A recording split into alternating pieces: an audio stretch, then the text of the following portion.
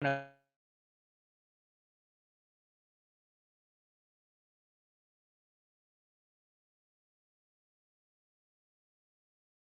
करते हैं जहाँ पे हमारा किसी कंपनी का क्या है,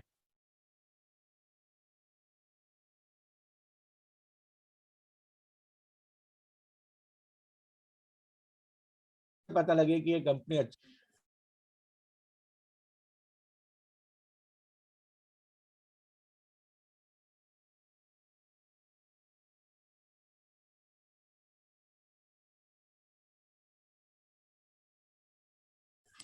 जिसकी जितना चार्टर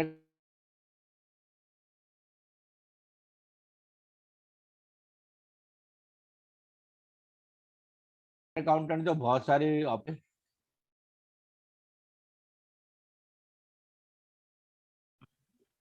सामने वाले को बुखार है, बराबर।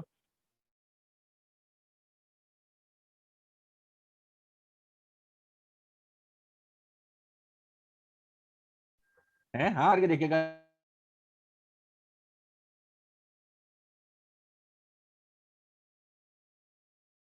यार ये तो गर्म है, मतलब खाना तब बताऊंगा क्या स्थिति है। तो वैसे ही आप क्या लेमैन, तो लेमैन से ही पैसा चाहिए होता है। ठीक बंदा है वो, उसको तो आप परेशान कर ही नहीं सकते। No company can make a fool of chartered accountant because chartered account himself is making fool of that, समझ में? गई तो भी अच्छा, नहीं आ गई तो भी अच्छा, रिपीट नहीं करूंगा मैं। ठीक है ना? तो इसलिए कोई अकाउंटेंट को बना सकती है, जो बनाया जाता है वो लेमैन को ही बनाया जाता है। और लेमैन के लिए हम लोग इस तरीके से अपने कंपनीज जो है, मैं ये नहीं कह रहा हर कंपनी ऐसा करती है, पर ये कंपनी चाहे तो ऐसा कर सकती है, इट इज इलीगल, लेकिन कंपनी चाहे तो ऐसा कर सकती है। थोड़ा बहुत तो हर कंपनी करती है, जिसे हम लोग उसका उस कंपनी का मेकअप करना कह देते हैं, कि थोड़ा बहुत वो प्रॉफिट वॉफिट बढ़ाती है, क्योंकि अकाउंटिंग प्रिंसिपल्स अलाउ करते हैं उसको कि ठीक है आप ये अकाउंटिंग प्रिंसिपल की जगह इन अकाउंटिंग प्रिंसिपल को यूज करो तो आपका प्रॉफिट बढ़ा हुआ दिखेगा। तो that is called as window dressing. और उस विंडो ड्रेसिंग से कंपनी की जो बैलेंस शीट है, जो उसकी फाइनेंशियल पोजीशन है, इम्प्रूव हो प्रॉफिटेबिलिटी है, वो हमें ज्यादा दिखती है, जबकि उतनी नहीं होती है। और ये एक लिमिटेशन हो गई कि आप अकाउंट्स को तोड़ मरोड़ करके इस तरीके से यूज कर रहे हो कि कंपनी की फाइनेंशियल पोजीशन को अच्छा दिखा रहे हो, और इन्वेस्टर्स को जो है थोड़ा कंफ्यूज कर रहे हो। तो this is what is called as limitation and this is what called as window dressing. बात आगे समझ में यहाँ तक? अरे यहाँ तक किसी को कुछ पूछना हो इसमें? No sir. ठीक है, तो फटाफट मैं लिखवा देता हूँ।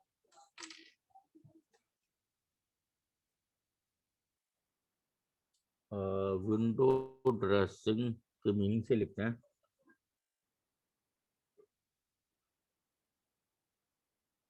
Window dressing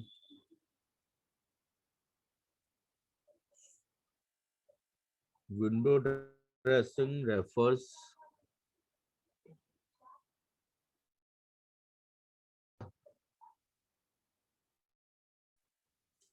practice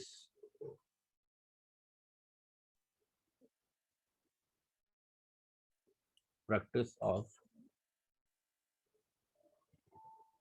manipulating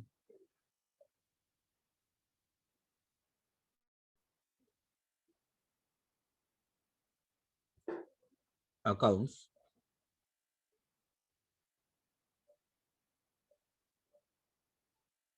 so that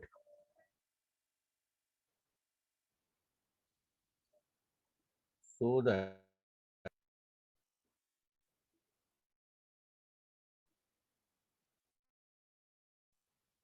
so that the financial statements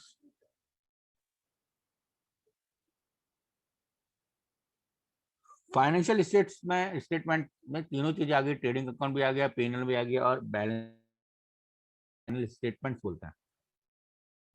financial statements में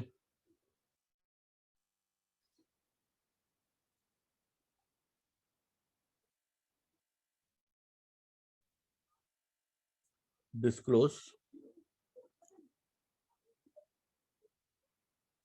a more favorable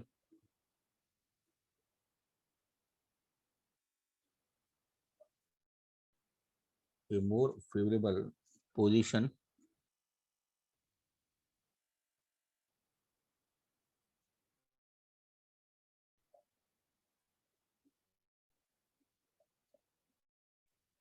than the actual position.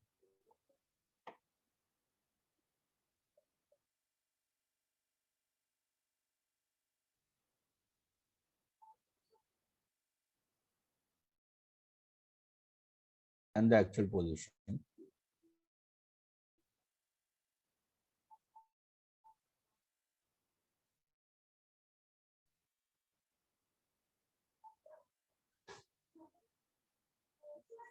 Hence,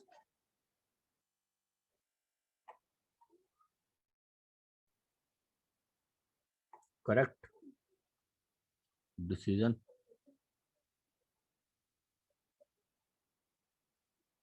cannot be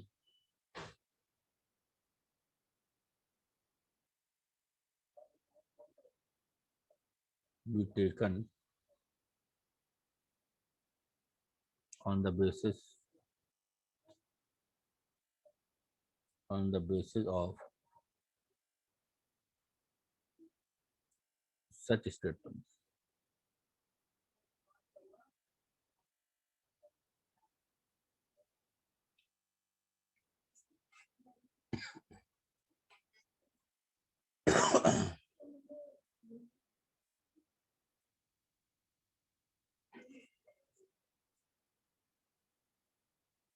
For example,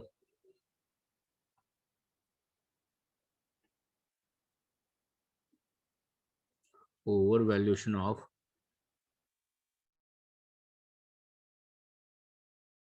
closing stock.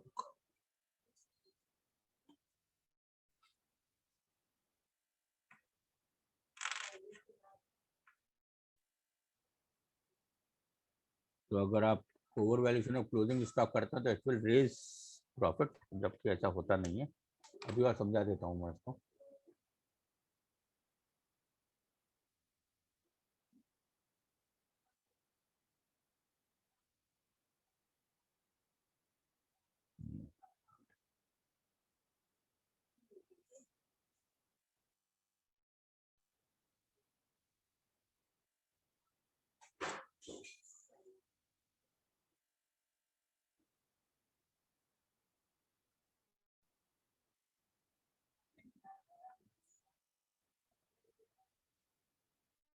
बताया था कि जब भी हम लोग किसी मर्चेंडाइज गुड की बात करते हैं, मतलब उस गुड के जिसका कि आप बिजनेस कर रहे हो, उसको हम लोग स्टॉक बोलते हैं। बताया था मैंने शायद।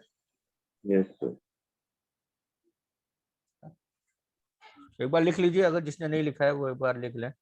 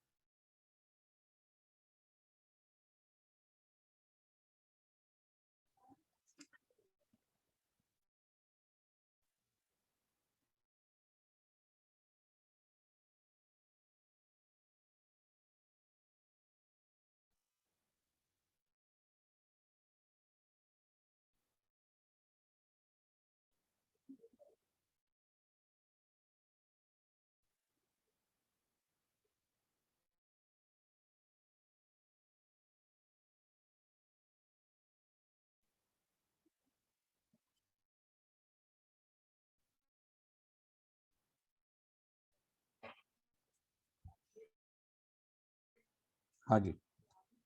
तो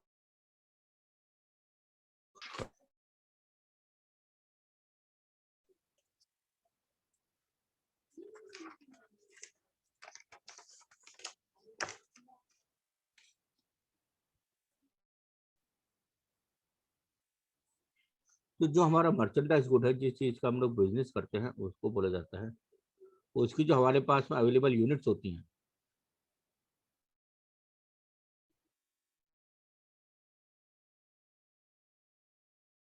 क्या कहा मैंने, अवेलेबिलिटी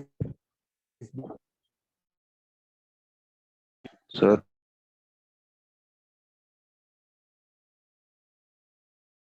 हाँ बोलो सर कहा क्या। तो दिखा दीजिए, वो थोड़ा क्लास लीव हो गई थी। एक second.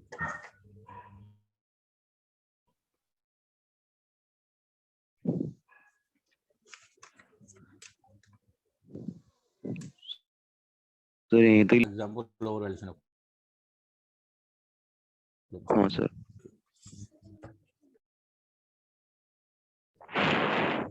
That is merchandise good squad stock. अब हमें मालूम है कि हम लोग फाइनेंशियल ईयर हम लोग फॉलो करते हैं या अकाउंटिंग ईयर। पता है कि डिफरेंस क्या होता है अकाउंटिंग ईयर फाइनेंशियल ईयर में,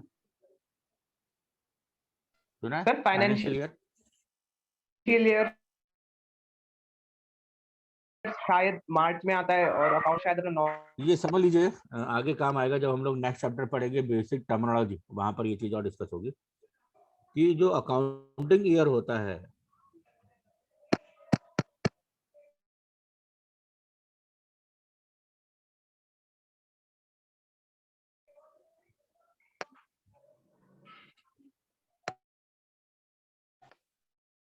ऑफ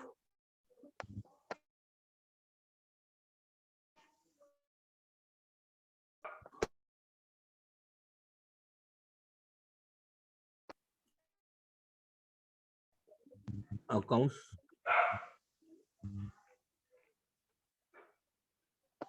आर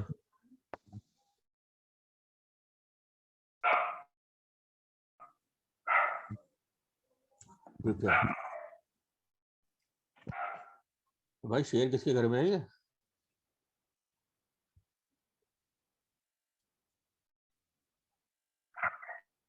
किसके घर से आवाज आ रही थी शेर की। कुत्ता है सर ये तो, डॉगी। अपने घर में ही है क्या, हाँ सर। कौन सा ब्रीड है, पॉमेलियन लग रहा है मेरे को। हाँ सर। पॉमेलियन है ना, हाँ आवाज से पता लग जाता है। अपने यहाँ जीएसडी है ना, तो अपन भी फैमिलियर है इससे। हाँ जी। तो अकाउंटिंग ईयर का मतलब बड़ा सिंपल सा है। क्या मतलब है कि भाई कोई भी 12 महीने का समय, वो 12 महीने का समय क्या क्या हो सकता है। 12 महीने का समय या तो 1 जनवरी से लेकर 31 दिसंबर हो सकता है, ठीक है। या फिर वो 12 महीने का समय 1 अप्रैल से लेकर 31 मार्च हो सकता है। जनरली इन दोनों में से कोई भी एक होता है। तो इन दोनों में से कोई भी एक समय, चाहे वो फर्स्ट ये वाला हो जिसको हम लोग बोलेंगे कैलेंडर ईयर, और इसको बोलते हैं हम लोग फाइनेंशियल ईयर। तो अकाउंटिंग ईयर तो इन दोनों में से कोई भी हो सकता है, क्योंकि अकाउंटिंग ईयर के लिए सिंपली कहा है कि 12 मंथ पीरियड, कोई भी 12 मंथ पीरियड। अगर ये कैलेंडर ईयर आप फॉलो करते हो तो कैलेंडर ईयर ही अकाउंटिंग ईयर हो जाएगा। अगर आप फाइनेंशियल ईयर फॉलो करते हो तो फाइनेंशियल ईयर अकाउंटिंग ईयर हो जाएगा। तो अकाउंटिंग ईयर का मतलब जनरली बच्चे गलत समझ लेते हैं कि अकाउंटिंग ईयर का मतलब केवल और केवल और केवल फाइनेंशियल ईयर, बिल्कुल भी नहीं है। अकाउंटिंग ईयर का मतलब है सिंपल से वो 12 महीने जिसके लिए अकाउंट्स बनाने हैं। अब वो जो बनाने हैं वो चाहे तो कैलेंडर ईयर भी हो सकता है, वो चाहे तो फाइनेंशियल ईयर भी हो सकता है। ये बात अलग है कि हम लोग जब क्वेश्चन करते हैं तो आप क्वेश्चन के अंदर आपको स्ट्रिक्टली गिवन होता है कि अकाउंटिंग ईयर कौन सा फॉलो करना है। आपको calendar year accounting year follow करना है, क्योंकि जो हमको अकाउंटिंग ईयर है उसी के हिसाब से हमारे अकाउंट्स बनेंगे। मान लीजिए अगर आप कैलेंडर ईयर को फॉलो करते हैं अकाउंटिंग ईयर, तो मेरे जो भी अकाउंट्स हैं वो बन जाएंगे 31 दिसंबर तक। सारा प्रॉफिट एंड लॉस 31 दिसंबर तक कैलकुलेट हो जाएगा। लेकिन अगर मैं financial year as a calendar year follow करता हूं तो मेरा प्रॉफिट एंड लॉस जो है वो 31 मार्च को कैलकुलेट होगा, 31 दिसंबर को नहीं होगा। Yes sir. नो सर, नहीं समझ आया। क्या समझ में नहीं आया। सर ये फाइनेंशियल ईयर वाला जो ये समझ में आया, मैंने ये क्या लिखा हाँ ये सर आ गया 12 है ना। तो मंथ्स। इसका मतलब क्या है कि कोई भी 12 महीने का समय जिसके लिए हमें अकाउंट्स बनाने हैं, और जो अकाउंट्स बनते हैं वो हमेशा 12 महीने के एंड में बनता है, मतलब ईयर एंडिंग जिसे कहा जाता है।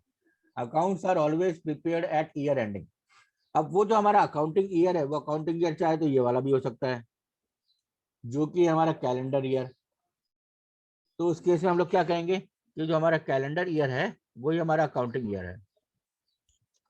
दूसरा अकाउंटिंग ईयर कौन सा हो सकता है जो कि हम लोग फॉलो करते हैं, जिसको हम लोग कहते हैं फाइनेंशियल ईयर या fiscal year. This is known as fiscal year या financial year.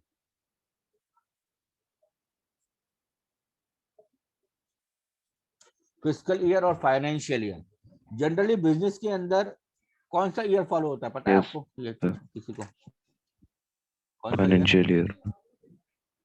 Financial year. Business के अंदर जनरली फाइनेंशियल ईयर फॉलो होता है। दैट मीन्स कि हम जो अपने अकाउंट्स बनाएंगे वो अकाउंट्स हम लोग बनाएंगे 1 अप्रैल से स्टार्ट करेंगे और 31 मार्च पे खत्म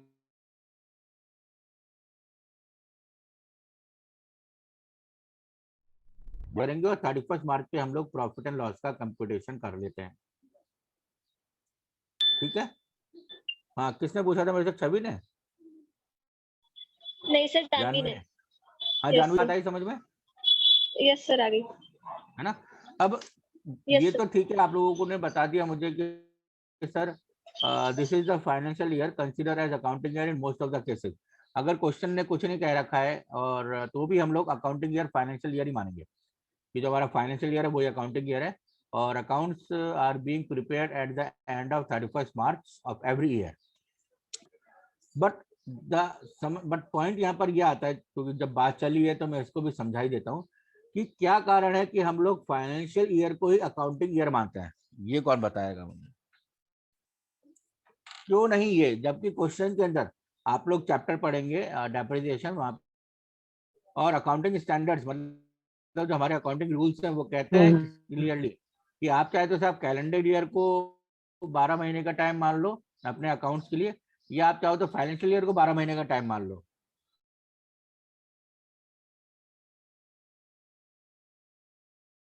हाँ, फिर भी बिजनेसमैन हमेशा फाइनेंशियल ईयर को ही अपना अकाउंटिंग ईयर मानता है। क्यों? What is the purpose behind it, ये बताओ तो। क्या टैक्स की वजह से? नहीं, मार्च में नहीं लगता, ऐसा कुछ जरूरी नहीं है। महीना अप्रैल टू मार्च। हाँ, बीच में वो जो प्रॉफिट हुए लॉस अकाउंट वो अगर मैं यहाँ ना करके मैं नवंबर दिसंबर कर लूंगा, क्या दिक्कत? बोलते हैं जो उसके बाद टैक्स बीच में कुछ लगता है भाई गवर्नमेंट। देखो, अगर मेरा 12 महीने का टाइम मार्च में खत्म हो रहा है तो मैं अपना टैक्स का कंप्यूटेशन मार्च में करूंगा। अगर 12 महीने दिसंबर में खत्म हो रहा है तो मैं टैक्स का कंप्यूटेशन दिसंबर में करूंगा। पर फिर भी लोग मार्च वाले को चूज करते हैं, क्यों?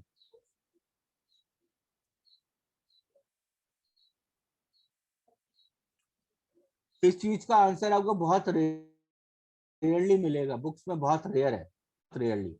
मुझे भी कभी कहीं गलती की वजह से, मैं उसमें सीए इंटर की अकाउंट्स पढ़ा रहा था, तब जाके मुझे कहीं कुछ रिसर्च कर रहा था मैं किसी टॉपिक पर, तब मेरे को ये पॉइंट क्लियर हुआ कि अच्छा ये वाली बात है। देखिए क्या हुआ कि जब ये बात सामने आई, क्योंकि हमारा टैक्सेशन सिस्टम है ना, वो टैक्सेशन सिस्टम हमारा ब्रिटिशर्स का दिया हुआ है। जो ब्रिटिश गवर्नमेंट जिस तरीके से टैक्सेशन फॉलो, इंडियन गवर्नमेंट ने भी टैक्स सिस्टम फॉलो करा है, तो हम ब्रिटिश सिस्टम और हमारा टैक्सेशन सिस्टम एक तक सेम है। ठीक है, तो ब्रिटिशर्स हमारे यहाँ पर आए और उन्होंने जब टैक्स वगैरह कलेक्ट करना, और फिर जब ये बात सामने आई कि नहीं आप किस तरीके से, तो बताइए पहले मतलब क्या करें, हम लोगों को कमाने दें या पहले कमाने भी तो पैसा आएगा सर। सही बात है, ऑब्वियसली पहले हम क्या कहेंगे, जाओ बेटा जी लो अपनी जिंदगी जी लो, ये 12 महीने का समय है, जी लो, जितना कमाना है ना तुम्हें, करोड़ों अरबों खरबों जितना कमाना, जितनी तुम्हारी है ना कमा लो तुम। एक तारीख से लेके 31 मार्च तक 12 महीने का जो समय है, हम आपको बिल्कुल नहीं छेड़ेंगे, आपसे पूछने भी नहीं आएंगे हम कि सर ये इतना पैसा, कोई टेंशन नहीं है हमें। ठीक है, जब आपने कमा लिया, हो गए 12 महीने पूरे, तो साहब लाओ हमको हमारा हिस्सा दे दो, मतलब गवर्नमेंट को उनका हिस्सा दे दो। अब अगर मान लेते हैं हम फॉलो करते हैं कैलेंडर ईयर, अब क्या था, इंडिया के कंटेक्स्ट के अंदर जो ये हाईली फेस्टिव ओकेजन्स होते हैं, समझ रहे हो? Yes sir. जो प्रैक्टिकल जो बात आई थी वो समझा रहा हूँ मैं आप पे। तो जो अक्टूबर नवंबर दिसंबर जो है ये फेस्टिव सीजन होते हैं, थ्रू आउट द, कहीं दिवाली है,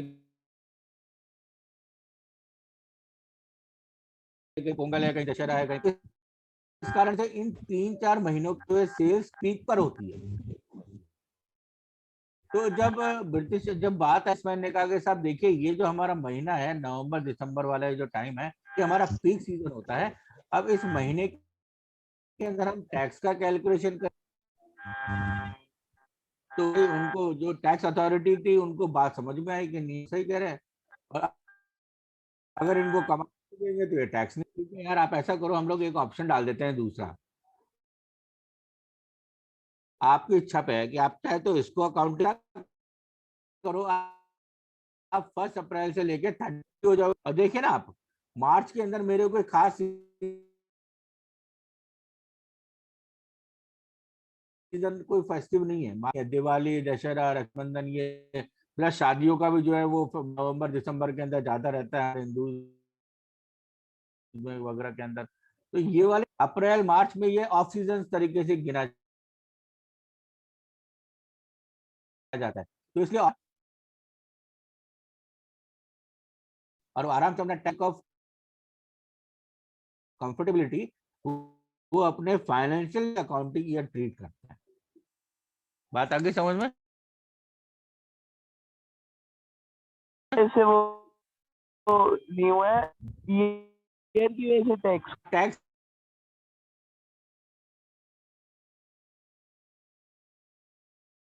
के कंपटीशन की सेल डिस्टर्ब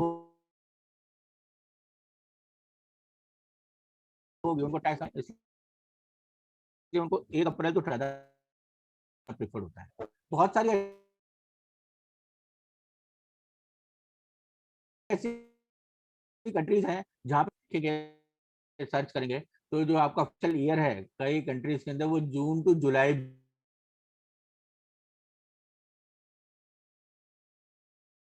भी है, कई जगह जुलाई टू, अपनी कंफर्टेबिलिटी के हिसाब से अपना अपना कैलेंडर ईयर, अपना अपना सॉरी उन्होंने अकाउंटिंग ईयर चूज कर रखा है। ठीक है ना? तो अब इस फाइनेंशियल ईयर, तो यहाँ पे दो डेट आ गई मेरी। अगर मान लीजिए मेरा जो अभी करंट 2021 से, और ये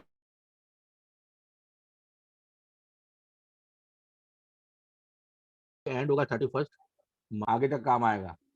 तो हम लोग जो फाइनेंशियल ईयर फॉलो कर रहे हैं वो है 21-22। आपका जो अकेडमिक ईयर है वो 20,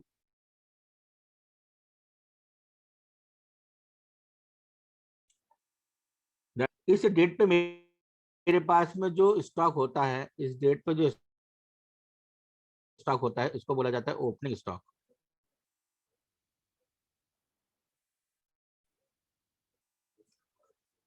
इस डेट पे जो मेरा स्टॉक होता है इसको कहा जाता है क्लोजिंग। ठीक है जी, ओपनिंग स्टॉक और क्लोजिंग स्टॉक। और अगर मान लीजिए यहाँ हमारे क्लोजिंग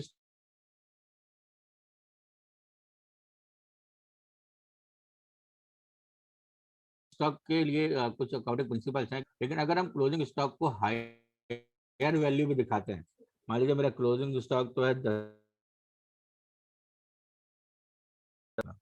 अंदर, वैल्यू ज्यादा वैल्यू पे दिखाना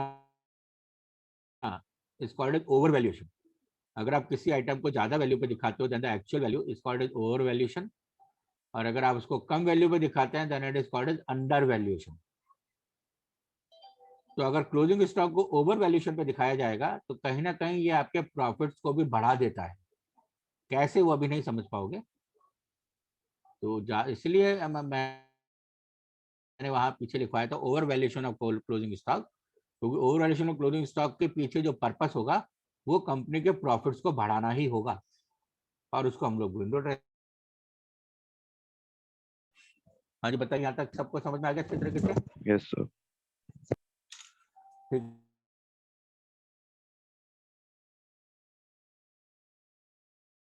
जब नया टॉपिक हम लोग शुरू करेंगे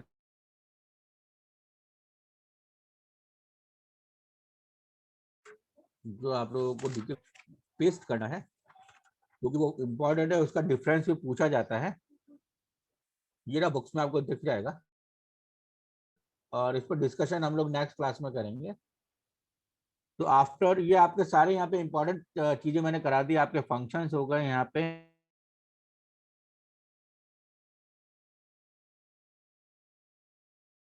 ये सारे जो देखा था तो 1.7 फिर डिस्ट्रिक्ट क्या होता है, बुक कीपिंग।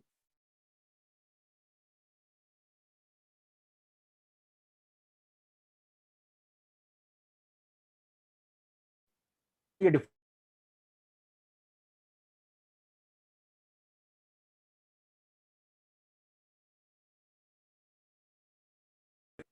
पूछ लेते हैं, बेसिस को साथ में लेते हैं।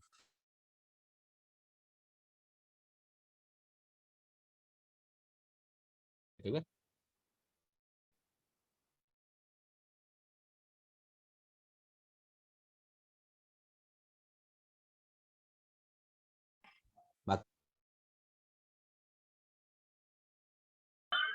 सर एक बार वापस ये बेसिस वाला दिखा दीजिए। हाँ सर प्लीज। Yes sir. ठीक है, तो एक मिनट रुको, मैं आपको शेयर करता हूँ।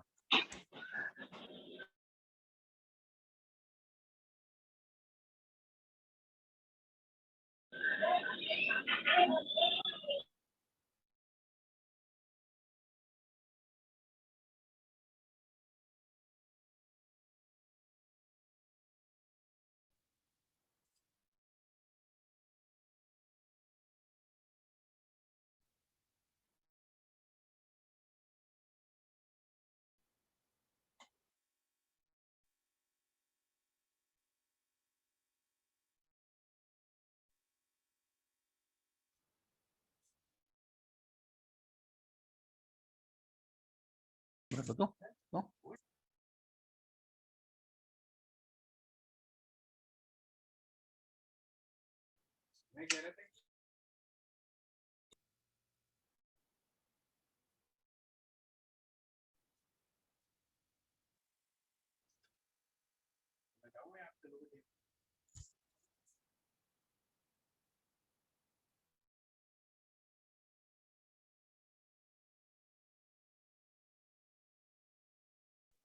यस ये आपको होमवर्क एज कॉपी पेस्ट करना है आपको।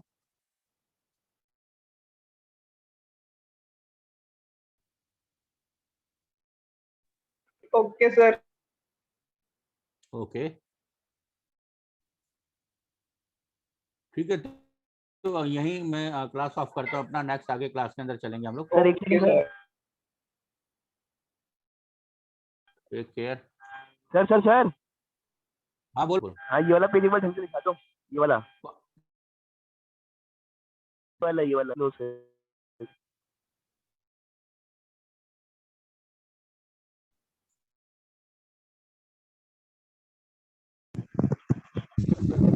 Sir bye sir, have a nice good day. Same to